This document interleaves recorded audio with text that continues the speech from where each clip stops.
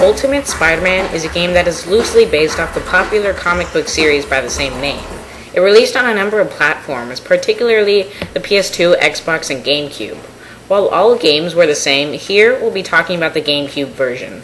Back in 2000, the comic book series reinvented the Spider-Man universe with hip young characters that were relevant to the modern age. Instead of Peter Parker being an outcast in high school, here he's a popular cool guy. The Green Goblin was now a hulking Hulk, and the Rhino was a robot monster. Over its lifespan, there were over 100 issues published, and sadly, the series was recently cancelled. But with the game Ultimate Spider-Man, it's sure to live on for a while. When you first boot it up, you're given an introduction to the game in the form of a cutscene that basically fills you in on everything you need to know about Ultimate Spider-Man. But even if you did know anything about the series before, it's kind of thrown out the window, because the game only loosely bases itself off the comic books. And while the story is different, it still works and makes sense. It's about Spider-Man who, after a fight with Venom, soon starts getting spider sense overloads, and is practically forced into fights with his adversary.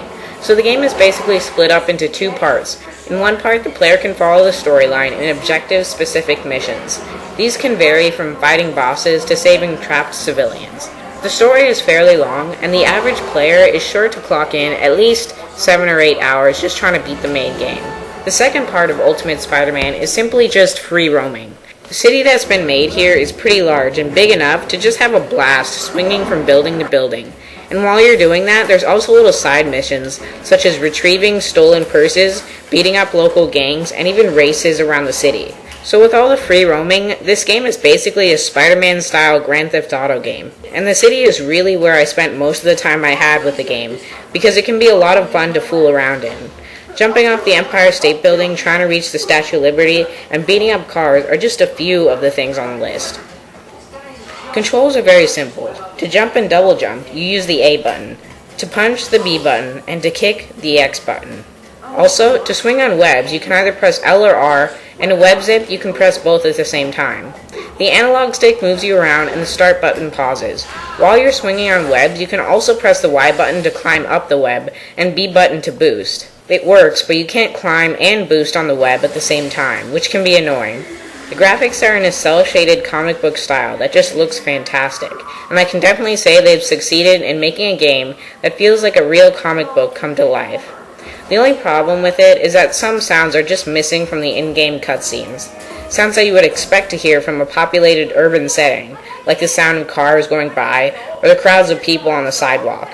And some of the voiceovers are just awkward and cheesy.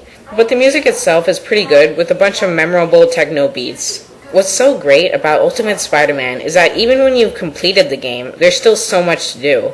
Like I said before, there are the side missions, which aren't really varied enough. But there's also tokens to collect and costumes to unlock.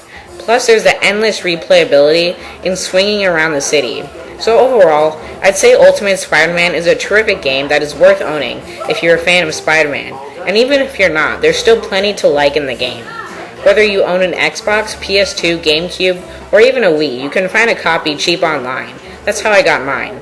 And even if you don't like Ultimate Spider-Man, I can guarantee that someone you know will.